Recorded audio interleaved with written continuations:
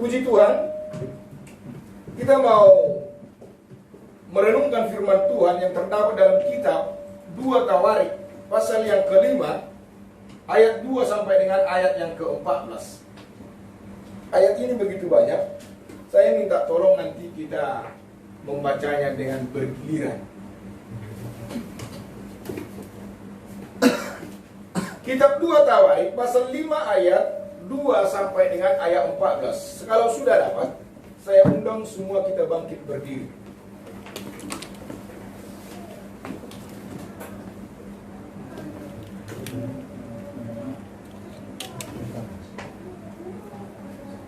Sudah dapat? 2 Tawarik pasal 5 ayat 2 sampai dengan ayat 14. Nanti saya ayat yang genap, saudara sekalian ayat yang ganjil. Amin. Dengan pedekop yang diberikan Lembaga Alkitab Indonesia, tabut perjanjian dipindahkan dan kemuliaan Tuhan memenuhi bait suci. Pada waktu itu, Salomo menyuruh para tua-tua Israel dan semua kepala suku, para pemimpin puak orang Israel berkumpul di Yerusalem untuk mengangkut tabut perjanjian Tuhan dari kota Daud, yaitu Sion. Maka pada hari raya di bulan ke-7 berkumpullah di hadapan raja semua orang Israel. Setelah semua tua-tua orang Israel datang, maka orang-orang Lewi mengangkat tabut itu. Mereka mengangkat tabut itu dan kemah pertemuan dan segala barang kudus yang ada dalam kemah itu. Semuanya itu diangkut oleh imam-imam dan orang-orang Lewi. Tetapi Raja Salomo dan segenap umat Israel yang sudah berkumpul di hadapannya berdiri di depan tabut itu dan mempersembahkan kambing domba dan lembu sapi yang tidak terhitung dan tidak terbilang banyaknya. Kemudian imam-imam membawa tabut perjanjian Tuhan itu ke tempatnya di ruang belakang rumah itu, di tempat Maha Kudus, tempat di bawah sayap kerub-kerub. Jadi kerub-kerub itu mengembangkan kedua sayapnya di atas tempat tabut itu, sehingga kerub-kerub itu menudungi tabut serta kayu-kayu pengusungnya dari atas. Kayu-kayu pengusung itu demikian panjangnya sehingga ujungnya kelihatan dari tempat kudus yang di depan ruang belakang itu, tetapi tidak kelihatan dari luar. Dan disitulah sampai hari ini. Dalam tabut itu tidak ada apa-apa selain dari kedua loh yang ditaruh Musa ke dalamnya di Gunung Horeb ketika Tuhan mengikat perjanjian dengan orang Israel pada waktu perjalanan mereka keluar dari Mesir. Lalu para imam keluar dari tempat kudus. Para imam yang ada pada waktu itu semuanya menguduskan diri, lepas dari giliran rombongan masing-masing. Demikian pula para penyanyi orang Lewi semuanya hadir, yakni Asaf, Heman, Yedutun beserta anak-anak dan saudara-saudaranya. Mereka berdiri di sebelah timur mezbah berpakaian lenan halus dan dengan ceracap, gambus dan kecapinya bersama-sama 120 imam peniup nafiri. Lalu para peniup nafiri dan para penyanyi itu serentak memperdengarkan paduan suara untuk menyanyikan puji-pujian dan bersyukur kepada Tuhan. Mereka menyaringkan suara dengan nafiri, ceracap dan alat musik sambil memuji Tuhan dengan ucapan, sebab Ia baik, bahwasanya untuk selama-lamanya kasih setianya pada Kita ketika baca bersama-sama. Sehingga imam-imam pada ketika itu rumah itu yakni rumah Tuhan dipenuhi awan. Ya. Sehingga imam-imam itu tidak tahan berdiri untuk menyelenggarakan kebaktian oleh karena awan itu. Sebab kemuliaan Tuhan memenuhi rumah Allah. Kita baca bersama-sama kembali dari ayat 13. Lalu para peniup nafiri dan para penyanyi itu serta memperdengarkan paduan suaranya untuk menyanyikan puji-pujian dan syukur kepada Tuhan. Mereka menyanyikan suara dengan nafiri, ceracap dan alat-alat musik sambil memuji Tuhan dengan ucapan, sebab Ia baik, bahwasanya untuk selama-lamanya kasih setianya. Pada ketika itu rumah itu, yakni rumah Tuhan, dipenuhi awan. sehingga imam-imam itu tidak tahan berdiri untuk menyelenggarakan kebaktian oleh karena awan itu, sebab kemuliaan Tuhan memenuhi rumah Allah. Puji Tuhan, silakan duduk.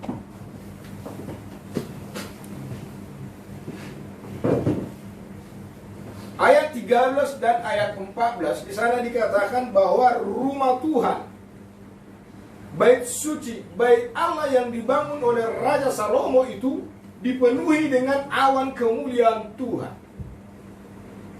Saudara sudah pernah merasakan satu ibadah, satu ruangan yang dipenuhi dengan awan kemuliaan Tuhan? Atau hanya selama ini kita hanya sebagai formalitas, rutinitas, kita beribadah kepada Tuhan, menaikkan pujian, berdoa, memberikan persembahan, pulang. Ayat 13 dan 14 ini di sana dikatakan bahwa bait suci itu dipenuhi awan kemuliaan Tuhan, Shekinah glory. Awan itu berbicara roh Tuhan, berbicara penyertaan Tuhan.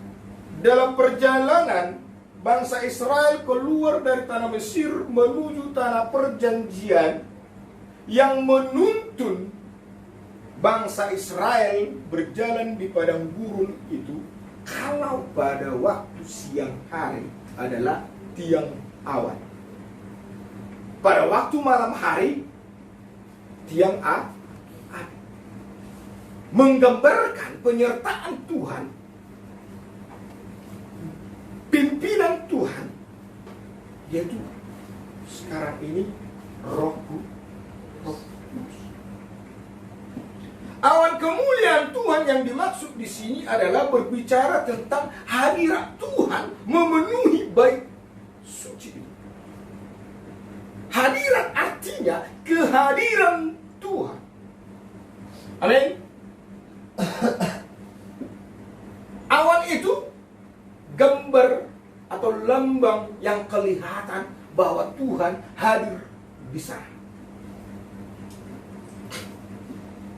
Saya pernah mendengar kesaksian dalam satu ibadah, karena begitu penuhnya hadirat Tuhan dalam ibadah itu, suasananya menikmati hadirat Tuhan. Tapi saya tidak melihat langsung, karena memang di Manado ceritanya. Sampai mimbar itu pun terbelah dua. Dan saya juga mendengar kesaksian bapak-bapak gereja. Pada waktu melaksanakan satu ibadah, mereka merasakan hadirat Tuhan penuh, dan jemaat Tuhan pun dipenuhi dengan awan kemuliaan Tuhan. Saya juga mendengar kesaksian dari anak seorang hamba Tuhan. Pada waktu bapaknya, hamba Tuhan ini masih ada, anaknya masih hidup dan anaknya masih pelayanan di Jakarta. Dia bersaksi, pada waktu bapaknya ini berpuasa, hamba Tuhan ini, orang tuanya berpuasa, berdoa di dalam gereja, orang melihat dari luar seperti terbakar itu gereja, ada api yang keluar tetapi tidak terbakar.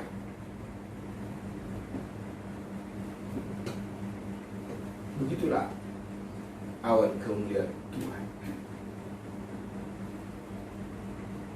Hari ini saya mau mengajak saudara untuk setiap kali beribadah kepada Tuhan harus benar-benar menikmati hadirat Tuhan. Amin. Bukan hanya semata-mata kita hanya bernyanyi, berdoa, mendengar firman, tetapi tidak merasakan hadirat. Kita selalu berbicara tentang janji-janji Tuhan. Kita hanya mengingat janji-janji Tuhan kalau kita itu diberkati Tuhan. Kalau kita kekurangan, Tuhan cukupkan. Kita hanya selalu mengingat janji-janji Tuhan. Kalau kita sakit, kita berdoa kepada Tuhan, Tuhan akan sembuhkan kita. Tetapi sering sekali kita lupa, bahkan tidak pernah mengalami janji Tuhan yang menyertai kita. Amin. Pada waktu mau kelahiran Yesus, malaikat Gabriel berkata kepada Yusuf, namanya disebut Immanuel. Artinya apa? Allah yang menyertai. Allah yang menyertai. Allah yang menyertai itu yang bagaimana? Berarti Roh Kudus yang menyertai. Amin. Dalam satu ibadah kita pun, kita harus mengingat janji Tuhan Immanuel.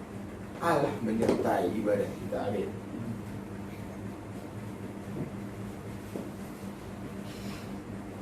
Saya sering sekali dan rindu sekali supaya setiap pada saat kita ibadah itu merasakan hadirat Tuhan. Supaya setiap kita melaksanakan ibadah itu memang benar-benar dipenuhi, tempat ini dipenuhi awan kemuliaan Tuhan.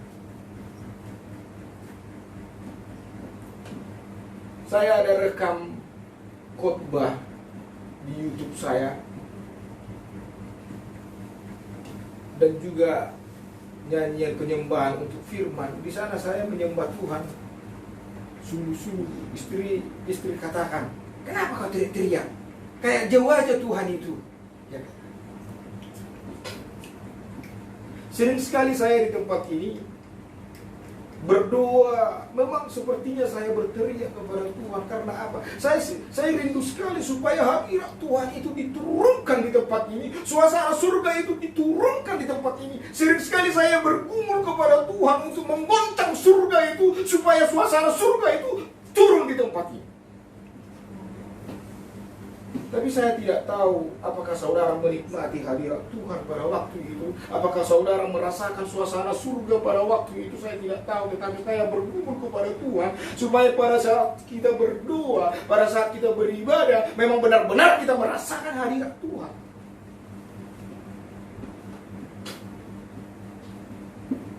Saya bukan hanya menikmati hadirat Tuhan itu berdoa, menangis kepada Tuhan, tetapi saya bergumul dalam doa saya itu untuk mengguncang surga itu, supaya suasana surga diturunkan di tempat ini, dipenuhi di tempat ini, sehingga kita boleh mengalami, menikmati apa yang namanya penuh dengan Roh Kudus.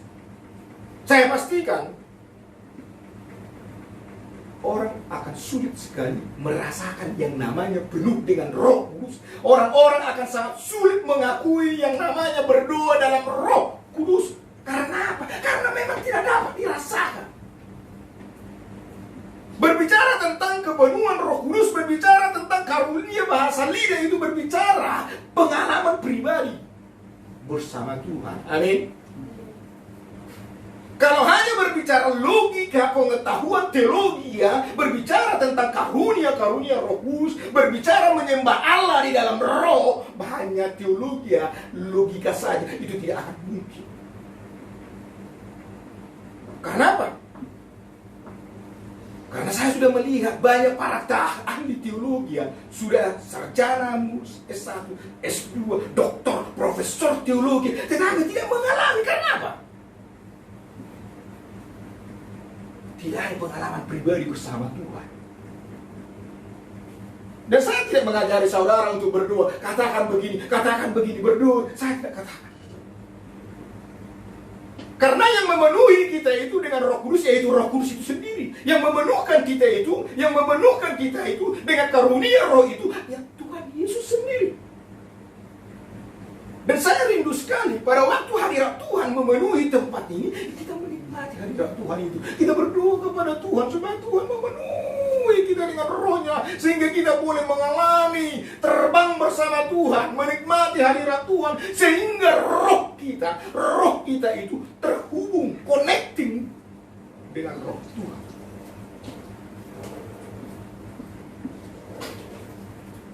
Tetapi kalau kita tidak dapat merasakan hadirat Tuhan, kalau kita tidak dapat merasakan hadirat Tuhan di sekitar kita, memenuhi tempat ini, saya pastikan roh saudara tidak akan connect dengan roh Tuhan.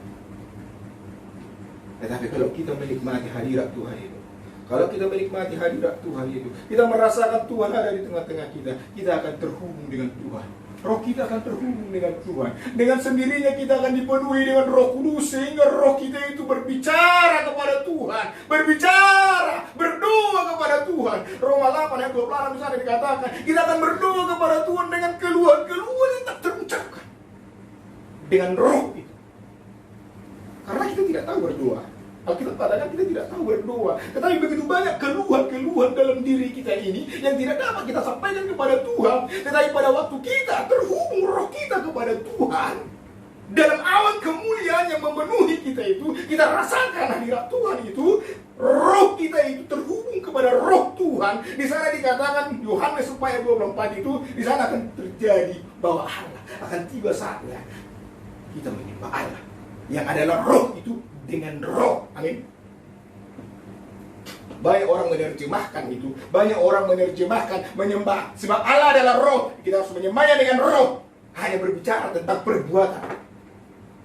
Menyembah Allah dalam roh bukan hanya berbicara tentang perbuatan, tetapi berbicara tentang pengalaman pribadi kita, bahwa roh kita terhubung kepada roh Tuhan. Amin. Makanya Roma 8 ayat 26 di sana dikatakan kita tidak tahu berdoa, tetapi Roh Kudus itu menuntun roh kita untuk berdoa, mengucapkan keluhan-keluhan yang tak terucapkan itu. Kita sampaikan kepada Tuhan apa yang menjadi pergumulan kita. Sering sekali kita tidak dapat berdoa secara akal untuk menyampaikan doa kepada Tuhan. Sering sekali kita tidak tahu berdoa kepada Tuhan. Apa yang ingin saya sampaikan kepada Tuhan? Banyak pergumulan sebenarnya, tapi kita tidak mampu mengucapkannya. Tetapi ketika roh kita terhubung dengan roh Tuhan itu, dengan sendirinya kita akan mengucapkan segala apa yang menjadi keluhan kita, apa yang menjadi pergumulan kita. Sehingga setelah kita berdoa, kita menikmati hadirat Tuhan, kita akan mengalami terbang bersama Tuhan. Sehingga sukacita penghiburan yang daripada Tuhan itu, yang daripada Roh Kudus itu memenuhi kita, sehingga kita menjadi terlepas. Makanya orang-orang yang dipenuhi oleh Roh Kudus akan dapat berkata, betapa baik Tuhan. Sekalipun dia dalam persoalan yang besar, dalam permasalahan yang begitu hebat, dalam pergumulan yang begitu dahsyat, tetapi kalau dia sudah dipenuhi dengan roh Tuhan, dengan roh Tuhan yang ada dalam dirinya itu, akan menggerakkan rohnya, dalam akalnya akan berkata, Tuhan itu baik.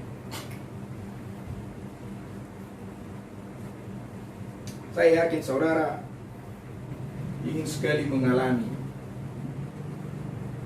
pengalaman rohani ini. Amin. Dan saya juga memang memperhatikan ahli-ahli teologi tadi yang saya katakan, orang-orang bapak-bapak gereja tadi yang tidak mengalami itu, saya pastikan, saya pastikan mereka juga ingin merasakan, tetapi karena tidak dapat bertemu dengan hadirat Tuhan itu, mereka tidak mengalaminya. Akhirnya apa yang terjadi? Saudara tahu, bangsa Israel menolak Yesus karena apa? Karena kecewa. Mereka menolak Yesus sebagai raja karena apa? Mereka salah pengharapan. Mereka berharap Yesus yang datang itu, raja yang datang itu, raja seperti Daud, raja bahkan yang melebihi Raja Daud, yang akan membebaskan mereka pada waktu itu dalam penjajahan Romawi. Ternyata yang datang Yesus sebagai raja damai, bukan sebagai raja seperti Daud. Sehingga menolak Yesus, sehingga akal mereka yang berkembang. Begitu juga sekarang, karena tidak mengalami hal itu, akhirnya berkata tidak benar. Itu hanya zaman Alkitab. Karena memang Alkitab memang ada berkata, suatu saat nanti bahasa roh akan berhenti. Yang benar, setelah Tuhan datang. Kembali kita ke dalam kitab 2 Tawarik pasal 5, bahwa bait suci itu dipenuhi dengan awan kemuliaan Tuhan. Kenapa bisa dipenuhi awan kemuliaan Tuhan? Pada waktu Raja Salomo membangun bait Tuhan yang begitu mewah, begitu megah, di sana pertama-tama di sana dikatakan dalam ayat yang pertama tadi kita tidak baca, Raja Salomo memasukkan barang-barang yang kudus ke dalam bait Tuhan itu. Dalam pembacaan kita dari ayat 2 sampai dengan ayat 14, di sana yang pertama disampaikan pentingnya kekudusan. Amin. Berbicara tentang kekudusan. Di dalam bait Tuhan itu, di dalam satu ibadah, komunitas ibadah itu, pentingnya kekudusan. Orang-orang yang masuk dalam komunitas ibadah, orang-orang yang mau masuk ke dalam satu gereja mau beribadah, harus orang-orang yang kudus.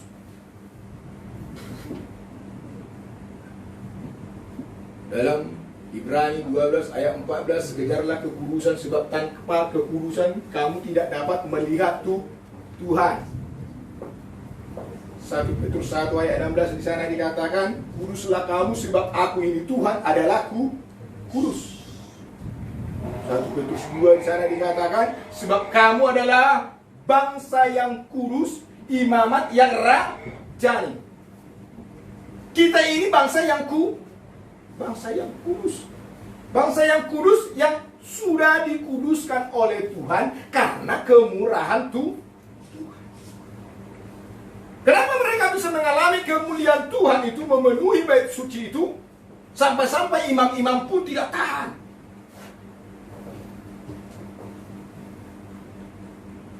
Pertama, berbicara kekudusan. Yang ada di dalam ruangan itu semua kudus.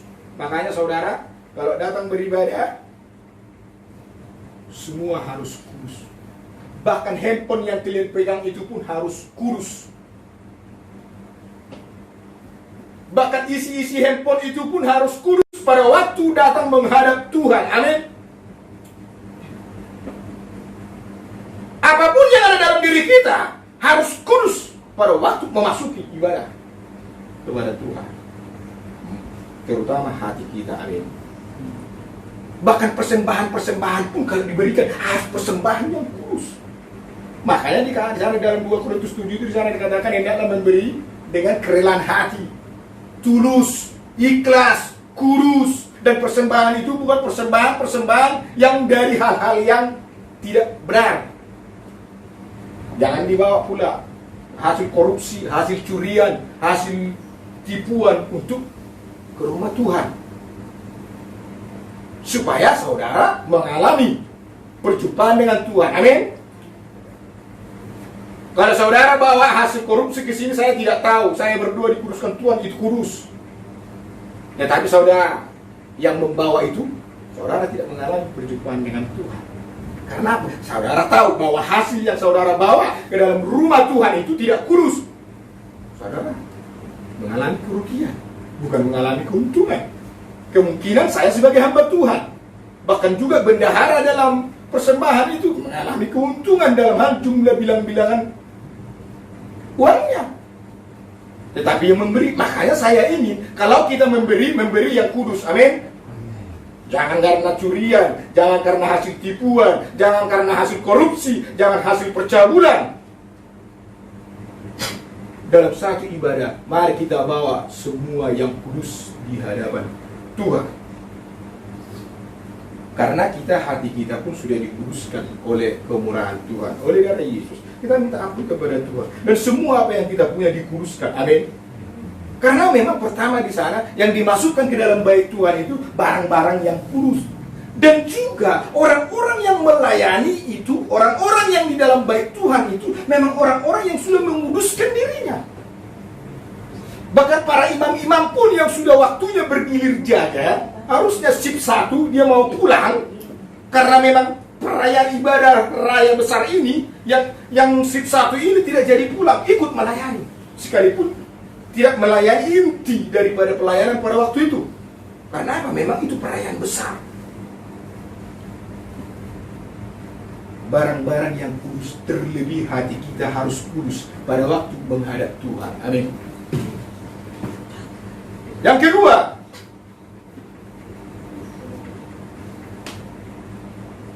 tata ibadah. Dalam Ibrani 9 ayat 1 memang perjanjian yang lama itu memiliki peraturan-peraturan dalam beribadah. Beribadah itu peraturan ada, aturannya ada, tata ibadahnya ada. Kalau zaman sekarang ini beda organisasi gereja, denominasi gereja, berbeda tata ibadah. Itu tidak masalah. Asal benar-benar dijalankan tata ibadah masing-masing. Ada yang bertata ibadah, ada paduan suara dalam satu ibadah, ada sumbangan pujian segala macam, benar? Itu baik. Dalam perayaan penampisan bait suci ini pun, dalam satu ibadah ini pun ada tata ibadahnya. Sekarang sudah ditata. Di mana nanti imam besar, di mana nanti para imam-imam, di mana nanti para imam peniup nafiri atau pelayanan musik dan puji-pujian, di mana nanti pengusung, semua ada tata ibadah. Diletakkan semua.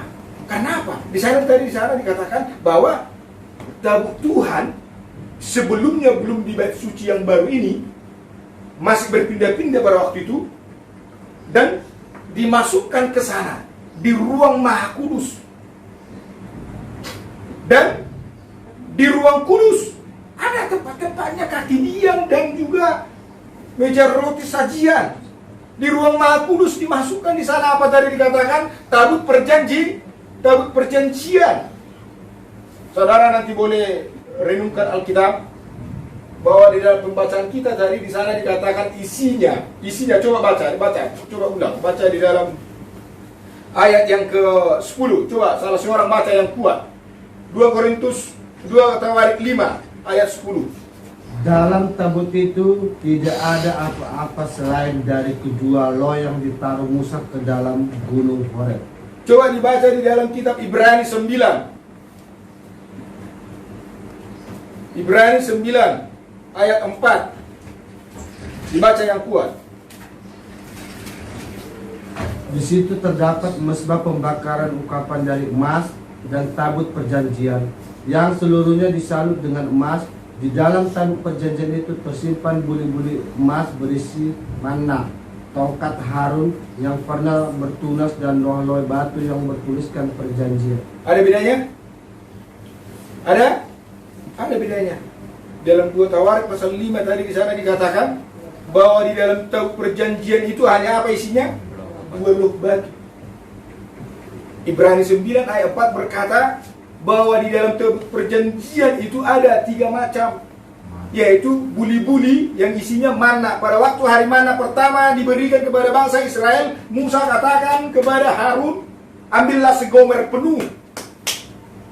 Di dalam Keluaran 16, ambillah segomer penuh, masukkan ke dalam buli-buli emas, taruh ke dalam tabut Tuhan, supaya itu menjadi peringatan turun-temurun kepada bangsa Israel bahwa bangsa Israel dipelihara Tuhan, diberi makan manna setiap hari sampai mereka menuju ke tanah perjanjian. Dan setelah bangsa Israel sampai ke tanah perjanjian, seluruhnya sudah mendapat pembagian, barulah manna itu berhenti.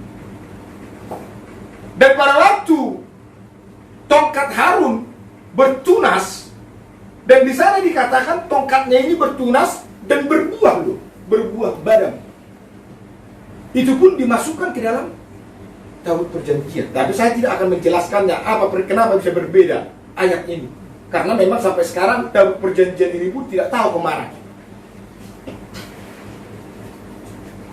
Sebab pada waktu bangsa Israel pulang dari Babel, penawaran 70 tahun di Babel, mereka kembali ke sana, tidak lagi disebutkan tabut ini di mana. Sampai sekarang tidak tahu orang di mana tabut ini berada.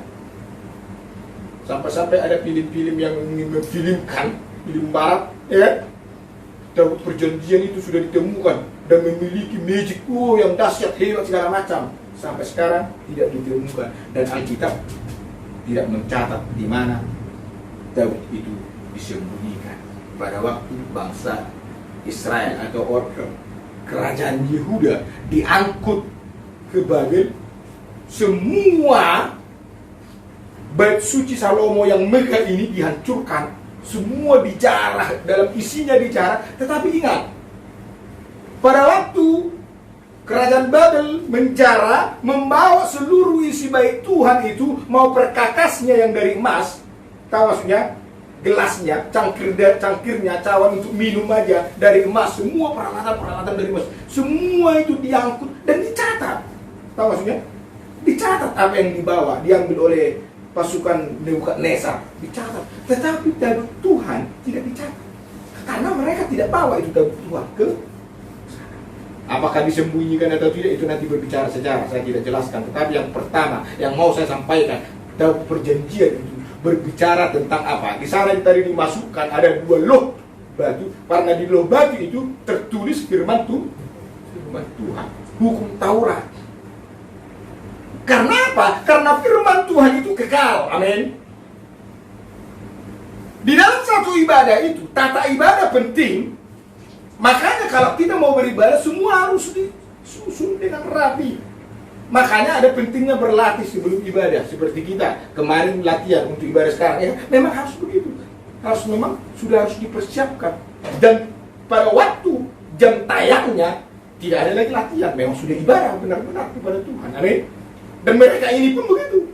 Sebelum penampisan bait suci itu, para peniup napiri, pemain gambus, pemain musik, penyanyi puji-pujian, semua sudah latihan sebelum tayang pada waktu itu. Makanya setiap ibadah-ibadah itu perlu latihan sebelum ibadah. Makanya ada latihan musik, latihan puji-pujian. Bahkan para pelayan-pelayan itu pun, penyanyi memang harus benar-benar penyanyi. Di sana dikatakan Heman, Yedutun, karena memang mereka keturunan penyanyi, sudah ditugaskan untuk penyanyi, dan mereka memang terlatih di sana.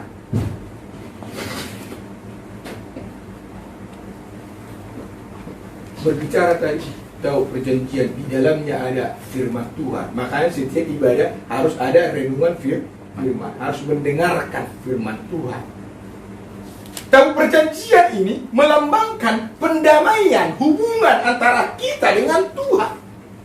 Karena apa? Karena tabut perjanjian inilah yang menjadi perantara perdamaian manusia dengan Allah, yang digenapi di dalam diri Kristus. Karena darah anak domba itu dicurahkan di atas tutup pendamaian ini oleh imam besar sekali setahun, untuk pendamaian dosa imam besar dan dosa umat orang Israel. Hanya imam besar yang bisa masuk ke ruang maha kudus, yang lain tidak boleh. Itu pun sekali setahun masuk ke dalam itu. Dan dia mempersembahkan darah anak domba kepada tabut itu, ke tutup pendamaian. Makanya di sana dikatakan tutup pendamaian. Tabut perjanjian itu pendamaian, berarti berbicara hubungan Allah dan manusia dipulihkan di sana. Di dalam diri Yesus digenapi, hubungan kita dengan Allah dipulihkan. Karena yang menjadi darah anak domba yang kekal, yang sempurna di dalam Kristus. Tabut perjanjian itu berbicara hubungan kita dengan Allah. Baik, amin. Tabut perjanjian juga berbicara tentang kita berdoa, membangun hubungan, berdoa kepada Tuhan. Ada penyembahan kepada Tuhan, ada pengagungan kepada Tuhan, amin. Makanya saya katakan yang bagian kedua adalah berbicara tentang tata ibadah. Tata ibadah itu semua sudah teratur dan berbicara tentang pendamaian, berbicara hubungan manusia dengan Allah. Hubungan itu bagaimana? Berbicara tentang berdoa, mengadakan penyembahan, pengagungan kepada Tuhan.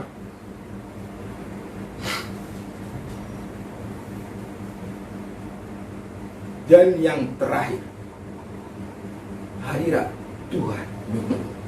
Sebelum hadirat Tuhan ini memenuhi awan, memenuhi bait suci ini, di sana dikatakan ada dinaikkan puji-pujian, nyanyian memuji Tuhan dengan bunyi-bunyian gambus, bunyi-bunyian seruling, bunyi-bunyian ceracap, gendang, gambus, segala musik yang bisa mereka mainkan, bisa mereka naikkan untuk memuji Tuhan, dimainkan di sana. Makanya saya rindu sekali suatu saat kalau kita diberkati Tuhan menjadi gereja besar, segala apa yang kita punya musik mainkan. Saudara bisa main seruling, saudara bisa main gendang, saudara bisa main tiupan, apa yang bisa, tidak dilarang, tidak dibatasi, amin. Karena kita mau lakukannya untuk kemuliaan Tuhan. Karena apa? Dalam pengagungan Tuhan itu melalui musik, Ada kuasa lu, ada kuasa. Tahu pada waktu Raja Daud itu suka main kecapi. Dia ahli main kecapi. Seperti gembala. Seperti gembala domba, ya kan? Memang dia gembala domba. Suka main kecapi. Kalau Raja Saul, pada waktu itu Raja Saul sering diganggu roh jahat. Dipanggil Daud daripada memburu, dari penggembalaan, untuk menenangkan Raja Saul supaya roh jahat itu keluar. Dan Raja Daud untuk mengeluarkan roh jahat dari tubuhnya Raja Saul. Kalau pada waktu Raja Saul diganggu roh jahat itu, Daud memainkan kecapi memuji Tuhan, sehingga roh jahat itu keluar. Penting sekali bermain musik untuk Tuhan, amin. Artinya dalam musik itu satu paket dengan puji-pujian. Bangsa Israel pada waktu berperang melawan orang Filistin, dalam jumlah mereka kalah pada waktu itu, tetapi Tuhan katakan, kamu hanya diam saja. Puji-puji Tuhan. Mereka hanya bernyanyi memuji Tuhan di medan peperangan itu. Akhirnya orang Filistin mendengar deru perang, deru pasukan, suara yang banyak, padahal mereka tidak banyak. Karena mereka menyanyi memuji Tuhan, seperti malaikat juga ikut di sana bernyanyi, beribadah, memuji Tuhan. Dan orang Filistin mendengar suara itu begitu banyak sehingga mereka kucar-kacir dan mengalami kekalahan. Paulus dan Silas pada waktu di penjara di Filipi sudah dipasung dengan rantai kakinya. Pada tengah malam mereka memuji Tuhan. Dan pada waktu mereka memuji Tuhan, Tuhan mengutus malaikat untuk memutuskan rantai-rantai itu dari kaki mereka, belenggu dari penjara, bahkan pintu penjara itu lepas. Artinya dahsyatnya puji-pujian, amin. Kalau saudara mengalami masalah, mari puji Tuhan, amin. Kemungkinan kita mengalami pergumulan, berat sekali. Mungkin kita disakiti orang lain, disakiti teman, disakiti saudara, siapapun. Hati kita mungkin disakiti, puji Tuhan, amin. Memuji Tuhan, bernyanyi kepada Tuhan. Puji-pujian yang kita naikkan kepada Tuhan akan memberikan kekuatan bagi kita untuk melupakan, melalukan masalah itu, amin. Bahkan kalau ada pun orang yang kerasukan setan, saudara mau berdoa, nyanyikan pujian, katakan, darahnya aman kuasa, sucikan dari dosa, lepaskan cara susah. Iblis pun akan kelabakan, iblis pun akan kucar-kacir. Kita angkat pujian, ada kuasa dalam darahnya, darah domba Allah, ada kuasa. Mau setan apapun akan lari kalau kita mengangkatkan puji-pujian sungguh-sungguh kepada Tuhan, amin. Anak-anak muda, kalau ada orang sakit pun, mau orang tua, mau siapa, berdoa, naikkan puji-pujian kepada Tuhan, amin. Naikkan puji-pujian pengagungan kepada Tuhan. Ada kuasa pujian, amin. Di dalam ibadah ini, penapisan bait suci Salomo ini, puji-pujian dinaikkan. Hadirat Tuhan memenuhi bait suci itu, amin. Karena Alkitab mencatat Tuhan bertahta di mana? Di atas pujian umat. Tuhan bersemayam di mana? Di atas puji-pujian umatnya. Karena memang hanya Tuhanlah yang layak dipuji, Tuhanlah yang layak menerima kemuliaan, hanya Dialah yang layak dipuja-puji. Makanya di sana dikatakan Tuhan itu bertahta di atas puji-pujian umatnya. Naikkanlah puji-pujian kepada Tuhan. Amin. Di setiap ibadah itu jangan hanya yang begini saja. Segala puji syukur, harus benar-benar menaikkan pujian, rasa syukur, rasa memuliakan Tuhan. Amin. Di sana kita akan merasakan hadirat Tuhan. Di sana kita akan melihat awan kemuliaan Tuhan itu memenuhi hadirat, memenuhi ruangan itu, memenuhi kehidupan hati kita, sehingga kita menjadi orang-orang yang dipenuhi Tuhan, dan roh kita pun akan terhubung, connecting dengan roh Tuhan. Amin. Jadi sekali lagi saya katakan, kalau kita mau beribadah kepada Tuhan, pertama berbicara tentang kekudusan hati, dan apa yang kita punya, apa yang kita bawa ke dalam rumah Tuhan harus benar-benar kudus. Yang kedua, kita harus benar-benar memiliki ketertiban, memiliki ketataibadaan, memiliki rasa hormat kepada Tuhan. memiliki rasa hubungan kepada Tuhan. Amin. Kalau waktunya memuji Tuhan, mari kita memuji Tuhan. Waktunya kita menyembah Tuhan, mari kita menyembah Tuhan. Waktunya kita mendengar firman Tuhan, mari kita dengarkan firman Tuhan. Jangan sibuk dengan hal-hal yang lain. Maka kita awan dipenuhi awan